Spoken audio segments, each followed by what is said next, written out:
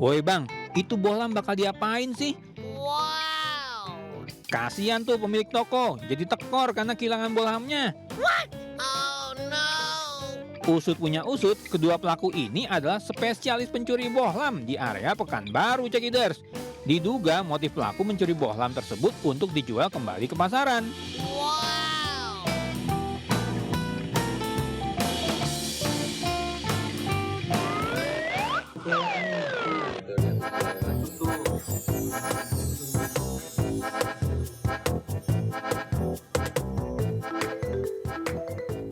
Nah kan, kedua pelaku ini datang ke toko baju bukan untuk membeli, Cekiders. Wow! Mereka terekam CCTV terciduk melancarkan aksi mencurinya. Di saat itu, korban yang sedang tertidur pulas tidak sadar dengan kedatangan pelaku. Alhasil, ponsel korban berhasil dicuri pelaku. Oh no!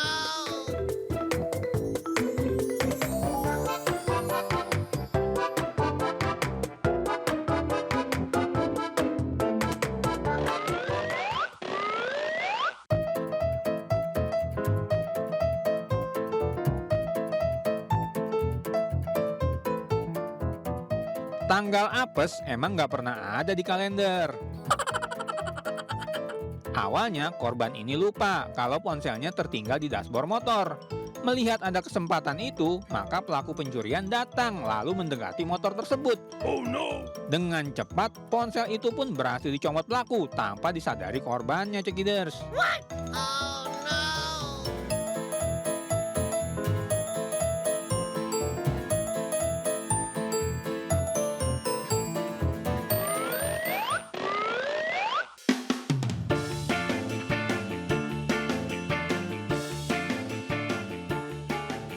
Ini nongkrong bukan sembarang nongkrong, Cekiders. Wow! Si abang ini bersama rekannya tengah bersiap-siap melancarkan aksi mencurinya tuh. Oh no! Kardus minyak goreng yang disiapkan di depan warung langsung disikat sama pelaku.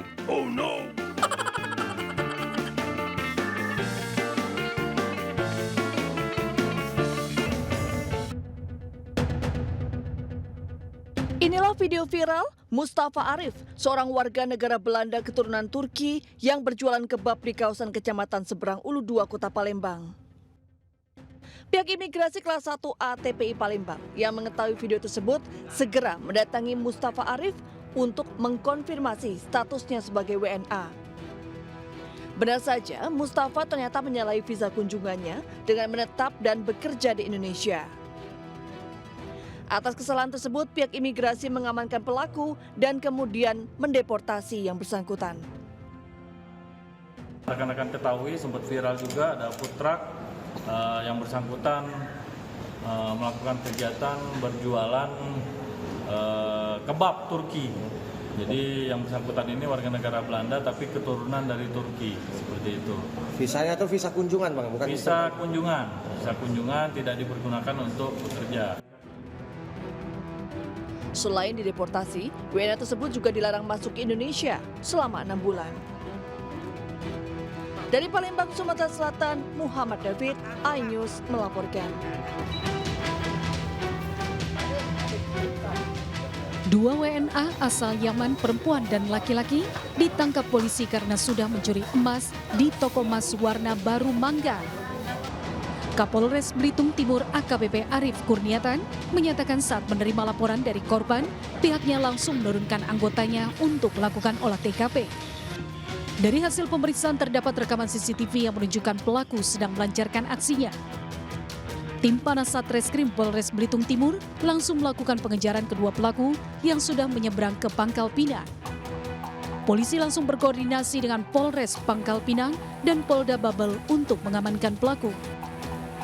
Dua tersangka dibawa ke Polres Belitung Timur melalui jalur laut untuk mempertanggungjawabkan perbuatannya. Sementara motif pelaku melakukan pencurian karena butuh uang untuk kehidupan mereka selanjutnya. Kemungkinan ada kekurangan dana sehingga melakukan hal tersebut. Memang tidak dinyatakan secara resmi oleh yang bersangkutan tapi indikasinya menguasai barang sendiri itu dimiliki, itu kemudian dijual. Pelaku mengaku menyesal atas perbuatannya. Keduanya memohon maaf kepada masyarakat Indonesia dan masyarakat Belitung Timur atas perbuatannya. Dari Kabupaten Belitung Timur, Bangka Belitung, Suharli, iNews melaporkan. Pemirsa, aksi komplotan pencurian terekam CCTV di Bangkalan, Madura. Mirisnya, satu anggota komplotan adalah seorang anak di bawah umur yang justru jadi eksekutor pencurian. Dalam rekaman CCTV yang tersebar di media sosial, tampak 3 orang turun dari sepeda motor di area parkir sebuah minimarket. 2 orang penumpang motor turun bersama seorang anak kecil yang berusia sekitar 10 tahun. Ketiganya kemudian mendekati sebuah sepeda motor yang terparkir. Dan si bocah cilik ini pun beraksi cepat dengan mengambil handphone yang ditinggal di sepeda motor. Pelaku lainnya berdiri untuk menghalangi pandangan orang sekaligus mengawasi situasi. Ketiganya pun kabur usai membawa handphone curian. Aksi pencurian yang melibatkan anak kecil ini terjadi di sebuah minimarket di Desa Gebang, Kabupaten Bangkalan, Madura. Saksi mata mengatakan korban adalah warga setempat yang lalai menaruh handphone di dashboard depan motornya. Komplotan pencurian diduga sudah membuntuti korban dan beraksi cepat saat korban masuk minimarket dan meninggalkan handphone di motornya. Kami dari Polres Bangkalan sudah menerima video itu ya, videonya sudah kami lihat juga. Tim kami di lapangan masih mencoba menggali dari CCTV. Rencana nanti tim akan melakukan penyelidikan. Karena sudah viral ya pasti dari teman-teman reskrim akan mencoba mengidentifikasi. Polisi menghimbau agar warga senantiasa berhati-hati dan waspada saat memarkirkan kendaraan serta tidak meninggalkan barang berharga di dalam kendaraan. Dari Bangkalan, Madura, Taufik Syahrawi, iNews melaporkan. Seorang pria nekat mencuri helm di sebuah rumah kos di Jalan Kemanggisan Ilir, Palmerah, Jakarta Barat. Saat beraksi, pelaku berpura-pura menelpon untuk menutupi wajahnya dari CCTV. Sementara di Cakung, seorang pria kedapatan mencuri di warung kelontong berupa dus mie instan dan uang tunai 10 juta rupiah. Pria ini nekat memasuki pintu pagar rumah kos Jalan Kemanggisan Ilir, Palmerah, Jakarta Barat, berniat untuk mencuri helm. Pelaku melancarkan aksinya dengan berpura-pura menelpon serta menggunakan masker dan topi untuk menutupi wajahnya dari sorotan kamera CCTV. Menurut pemilik kos Nanang, pencurian helm milik penghuni kos ini sudah kali kedua dan pelaku sempat dikenali warga. Pelakunya berapa orang? Kalau menurut anak kos yang kehilangan itu, dia pas keluar dari nasi itu ada 2 orang pakai motor, mungkin nunggu di situ, yang satu masuk ke sini. Warga yang mulai resah atas aksi pencurian helm ini berharap kepada polisi untuk melakukan patroli agar insiden tidak kembali terulang. Pemuda mengenakan sweater dan celana pendek ini terekam kamera CCTV saat menurunkan 2 dus berisi mie instan yang diletakkan di depan warung kelontong di Jalan Komarudin, Pulau Gebang, Cakung, Jakarta Timur. Pemuda berusia sekitar 20 tahun ini kemudian bersembunyi di balik meja etalase dan mulai menyusun tumpukan dus. Setelah itu, pemuda ini melarikan diri dengan membawa 2 dus mie instan dan 1 dus berisi keperluan rumah tangga dengan berboncengan sepeda motor bersama rekannya yang sudah menunggu di sekitar warung. Nggak nyampe 500.000. Sampai 500.000. Itu modusnya dia memang pura-pura beli atau Nggak, memang dari jalan memang udah diikat. Soalnya dia kesana dulu baru putar balik. Terus parkir di situ, dia nunduk-nunduk dari depannya tuh udah diambil. Oh, dia berarti bawa motor ya Pak? Iya. Sendiri dia Pak beraksinya itu? Berdua. Satu lagi di motor. Aksi pencurian di warung kelontong ini sudah 2 kali terjadi. Sebelumnya uang 10 juta rupiah hasil penjualan juga raib dicuri. Namun pemilik warung belum melaporkan aksi pencurian tersebut ke polisi. Dari Jakarta, tim liputan iNews melaporkan. Pemirsa, viral bendera merah putih berkibar terbalik di halaman kantor Dinas Pendidikan dan Kebudayaan Ngawi, Jawa Timur. Bendera terbalik itu sempat berkibar beberapa jam sebelum akhirnya diturunkan dan diperbaiki oleh petugas. Sejumlah warga mengabadikan momen insiden bendera terbalik dengan kamera ponsel yang terjadi di kantor Dinas Pendidikan dan Kebudayaan Pemkab Ngawi. Insiden tersebut kemudian menyebar ke media sosial hingga beberapa wartawan melakukan pengecekan ke lokasi dan terlihat bendera merah putih berkibar dalam posisi terbalik. Ketika dikonfirmasi kepada petugas, kemudian petugas kantor langsung menurunkan bendera dan membetulkannya. Menurut salah satu warga yang berada di sekitar kantor, kejadian tersebut sudah berlangsung sejak Rabu pagi, namun tidak diketahui hingga beberapa jam kemudian. Belum, baru lihat ini. Gimana? Kebalik. Oh, ini dari tadi Baru sadar kondisinya di situ kayak gitu. Kayaknya baru datang saya. Tapi kondisinya sudah terbalik gitu. Sudah terbalik. Nggak tahu yang naikkan siapa gitu. Naikin nggak salah. Tapi belum dirubah ya gini. Belum. Baru sadar ini. Pihak Universitas Prima Indonesia menjelaskan temuan 5 mayat di Fakultas Kedokteran merupakan jasad kadaver, yakni tubuh manusia yang diawetkan untuk media belajar mahasiswa. Saat ini penyidik Polrestabes Medan masih menunggu hasil forensik kelima jasad dari dokter kepolisian.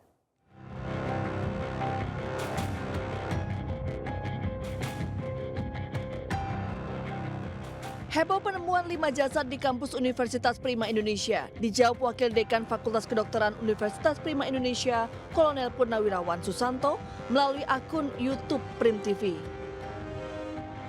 Kelima jasad tersebut merupakan jasad kadaver, yaitu tubuh manusia yang diawetkan.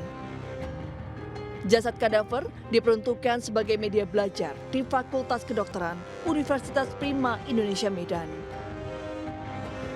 Kadaver tersebut telah diadakan sejak tahun 2005 oleh rektor sebelumnya, yaitu Profesor Dr. Jako Bustarikan. Kepemilikan kadaver telah diatur undang-undang dan setiap fakultas kedokteran memiliki jasad kadaver untuk media belajar. Sangat yakin di setiap fakultas kedokteran di Indonesia memiliki kadaver sebagai media pembelajaran dan peraturan tentang kadaver sebagai media pembelajaran. Ilmu urai atau anatomi telah diatur oleh undang-undang. Meski pihak kampus menjelaskan sebagai jasad kadaver, tetapi polisi masih melakukan penyelidikan. Selain memeriksa beberapa saksi dari pihak universitas, polisi juga menunggu hasil forensik oleh pihak dokter kepolisian terkait mayat yang ditemukan. Sekarang kita penyidik fokus untuk mendalami terkait dengan peristiwa awal. Pak, ada saksi yang diperiksa, Pak? Sudah? Berapa orang? Ada beberapa yang kita lihat. Kalau kondisi mayat sendiri, Pak, seperti apa, Pak? Udah membusuk atau gimana? Nanti dilakukan penelitian oleh Dokes, kemudian lapor. Pak, kemarin semuanya saat ini kita masih terus bekerja. Sementara pasca viral penemuan mayat di lantai atas Fakultas Kedokteran Universitas Prima Indonesia, sejumlah mahasiswa melalui media sosial TikTok mengklarifikasi dengan menyatakan memohon maaf atas penyebaran video jasad kadaver hingga menimbulkan kehebohan. Melalui video klarifikasi ini, kami mahasiswa UMPRI menyatakan bahwasannya kami memohon maaf sebesar-besarnya atas penyebaran video yang tampak teman saya, Herianto. Properti dalam video tersebut merupakan manekin atau boneka, bukan mayat. Video yang beredar merupakan hoaks dan telah membuat keresahan bagi banyak pihak beberapa waktu lalu. Demikian pernyataan dan klarifikasi ini kami buat dengan sadar dan tanpa paksaan sebagai bentuk penyesalan terhadap tindakan yang kami lakukan. Dari Medan, Sumatera Utara, Adi Palapa dan Aminur Rashid, iNews melaporkan. Sterilisasi trotoar jelang Natal dan Tahun Baru oleh petugas gabungan Satpol PP dan Sudin Perhubungan di kawasan Senen, Jakarta Pusat diprotes keras warga sekitar dan pedagang kaki lima. Warga menuding petugas arogan saat melakukan razia dengan tidak memberikan kebijaksanaan kepada para pedagang.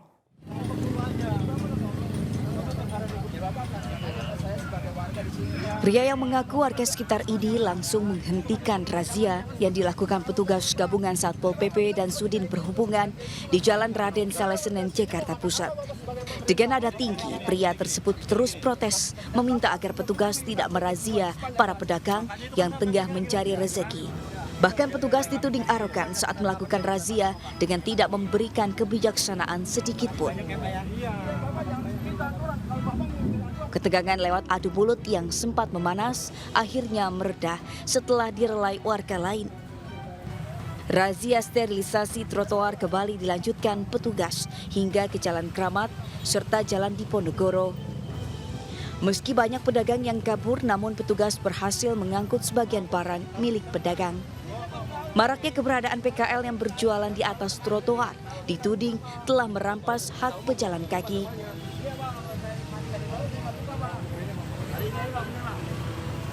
Salah satu amanah dari Perda 8/2007 tentang ketertiban umum, ya, di mana tadi kita lihat pertama-tama di depan Fakultas Hukum UKI, ya, dan pada yang di situ banyak juga pedagang-pedagang yang sebenarnya kucing-kucingan dengan Satpol PP, ya, yang mana trotoar sehingga menghalangi pejalan kaki. Selain pedagang kaki lima, razia juga menyasar pada parkir liar. Puluhan sepeda motor yang kedapatan parkir di atas trotoar langsung diberikan sanksi pencabutan pentil hingga pengangkutan paksa. Rencananya razia untuk keindahan wajah ibu kota jelang Natal dan Tahun Baru akan terus digelar hingga akhir tahun nanti. Dari Jakarta Pusat, Ranistan Sanjaya, iNews melaporkan. Artis sinetron Amar Zoni kembali terjerat kasus narkoba. Kali ini Amar Zoni ditangkap petugas di sebuah apartemen di Serpong, Tangerang Selatan. Berikut barang bukti ganja dan sabu. Petugas dari Satuan Narkoba Polres Jakarta Barat menggeledah kamar apartemen yang disewa Amar Zoni di kawasan BSD Serpong, Tangerang Selatan, Banten. Dalam penggeledahan, polisi menemukan barang bukti 4 paket sabu beserta alat hisap. Polisi juga menemukan barang bukti ganja dalam penangkapan pemain sinetron ini. Amar Zoni sendiri ditangkap saat berada di lobi apartemen dan langsung dibawa ke Mapolres Jakarta Barat untuk menjalani pemeriksaan. Polisi juga tengah memburu pemasok ganja dan sabu untuk Amar Zoni. Dan kami amankan beberapa, ada 2 jenis narkotika yang terdapat di apartemen tersebut.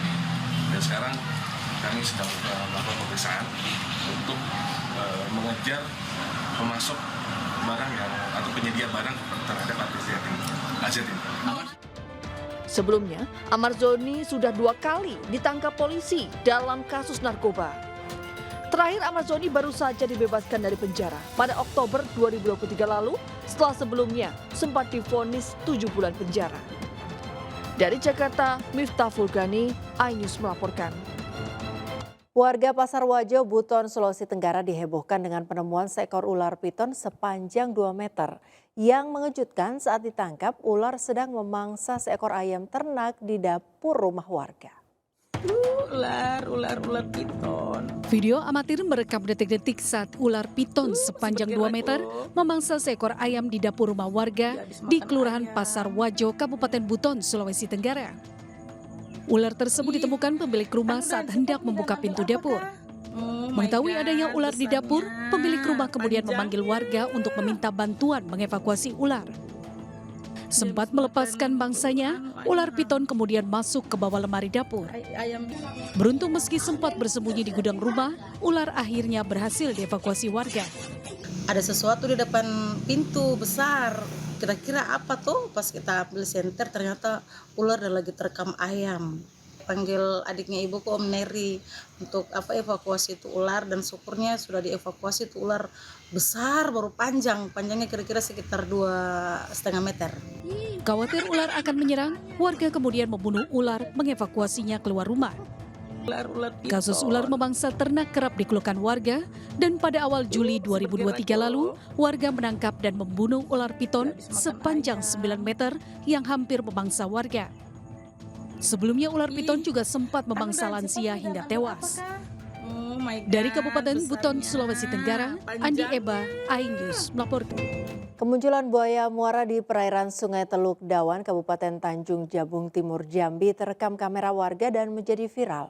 Warga khawatir serangan buaya karena di musim penghujan air sungai dekat permukiman warga sering pasang.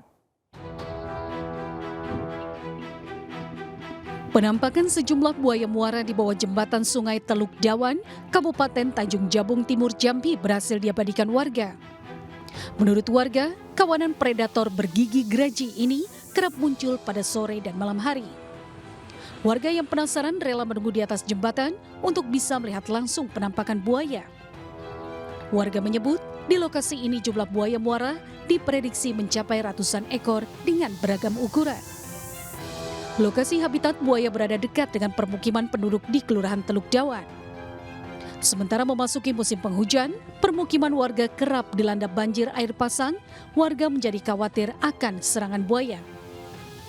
Di Kabupaten Tanjung Jabung Timur, konflik antara warga dan buaya sudah sering terjadi dan baru-baru ini seorang anak nyaris diterkam buaya saat bermain di pinggir sungai. Hanya kemarin tuh pernah kejadian pas air banjir tuh ada anak kecil ngambil kayak mangga gitu. Nah dia tidak tahu kalau ada buaya. Jadi tuh pas itu tuh dia ngambil mangga tuh untungnya dia tuh sembunyi di pohonnya. Tidak lama tuh buaya tuh kayak nerkam gitu, nah pakai buntutnya kayak itu. Tapi untungnya tuh masih bisa diselamatkan sampai si anak itu trauma. Pemerintah Kabupaten Tanjung Jabur Timur menghimbau kepada masyarakat untuk terus waspada dengan kemunculan buaya. Selain memasang papan imbauan, pemerintah kabupaten juga berkoordinasi dengan pihak BKSDA terkait dengan solusi penanganan buaya di perairan Tanjung Jabur Timur tersebut. Dari Kabupaten Tanjung Jabung Timur, Jambi, Henry Rosta, iNews melaporkan. Cawapres nomor urut 3 Mahfud MD bertemu dengan Abuya Muhtadi di Pondok Pesantren Raudlotul Ulum, Pandeglang, Banten pada Rabu siang. Abuya Muhtadi mengatakan mantap mendukung Ganjar Mahfud. Selain itu Mahfud juga mengunjungi rumah pemenangan Ganjar Mahfud di Lebak, Banten. Saat itu Mahfud kaget saat bertemu dengan Ganjar KW. Calon Wakil Presiden nomor urut 3 Mahfud MD bertemu dengan Abuya Muhtadi di Pondok Pesantren Raudlotul Ulum, Pandeglang, Banten pada Rabu siang. Sempat melakukan pertemuan tertutup dengan Abuya Muhtadi, Mahfud MD juga melakukan pertemuan dengan warga serta ulama sebanten. Mahfud MD mengungkapkan Kiai Abuya Muhtadi Dimyati merupakan rekan lamanya sehingga dirinya diterima lebih khusus dibandingkan dengan yang lain. Tak hanya itu, Cawapres Mahfud MD juga mengungkapkan Abuya Muhtadi tetap memantapkan dukungannya terhadap pasangan calon presiden dan wakil presiden Ganjar Pranowo dengan Mahfud MD. Tadi saya pamitan dan mohon doa restu karena saya menjadi cawapres. Silakan saya bilang supaya rakyat dan umat dibimbing untuk memilih calon yang terbaik. Semua sudah ada di meja untuk dipilih, silakan yang terbaik menurut syar'i. Selain itu, Mahfud MD juga turut melakukan ziarah ke makam Dimyati Al-Batani yang merupakan ayah dari Kiai Abuya Muhtadi Dimyati.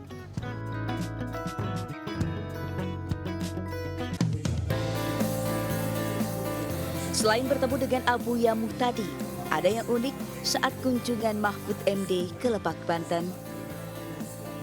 Mahfud bertemu dengan Ganjar Pranowo KW saat berkunjung ke rumah pemenangan Ganjar Mahfud di Lebak, Banten Rabu kemarin. Ganjar KW memiliki rambut putih serta postur tubuh yang hampir mirip dengan Ganjar Pranowo asli. Keduanya bahkan sempat berfoto bersama sebelum Mahfud bertolak ke tempat lain di Lebak, Banten. Dari Lebak, Banten, Tim Liputan iNews melaporkan. Calon Presiden nomor urut 1 Anies Baswedan melanjutkan kampanye dengan berkunjung ke Pekanbaru Riau. Di hadapan pendukungnya, Anies berjanji menumpas mafia dan tengkulak yang menyengsarakan rakyat.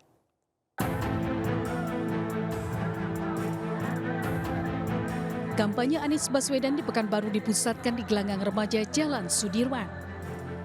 Terlihat sejumlah emak-emak datang dengan membawa poster bertulisan keluhan atas naiknya harga kebutuhan pokok.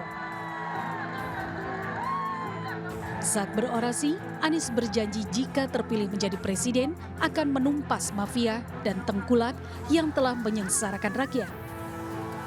Selain kebutuhan pokok, Anies juga menyoroti sulitnya bahan bakar minyak di negeri yang kaya minyak. Kepada pendukungnya, Anies menjelaskan bakal menggelontorkan program pendidikan dan kesehatan terjangkau, harga beras murah, dan ketersediaan minyak untuk masyarakat. Sebelum melakukan kampanye akbar di gelanggang remaja, Anies Baswedan melakukan kunjungan ke Kampung Bata, Kecamatan Tenayan Raya.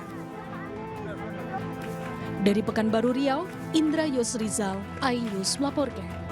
Sekretaris Tim Kampanye Nasional TKN Prabowo Gibran, Nusron Wahid, mengaku puas dengan penampilan Prabowo pada debat Capres di kantor KPU Selasa malam. Nusron menilai Prabowo mampu menyampaikan gagasannya dengan bahasa yang lugas. Sementara itu Capres nomor urut 3 Ganjar Pranowo mengatakan yang terpenting masyarakat dapat menyerap ide, gagasan dan inovasinya yang ia sampaikan saat debat Capres. Sekretaris TKN Prabowo Gibran mengaku puas dengan penampilan Prabowo saat debat perdana Capres 2024. Prabowo dinilai mampu menyampaikan gagasannya dengan bahasa yang mudah dipahami publik.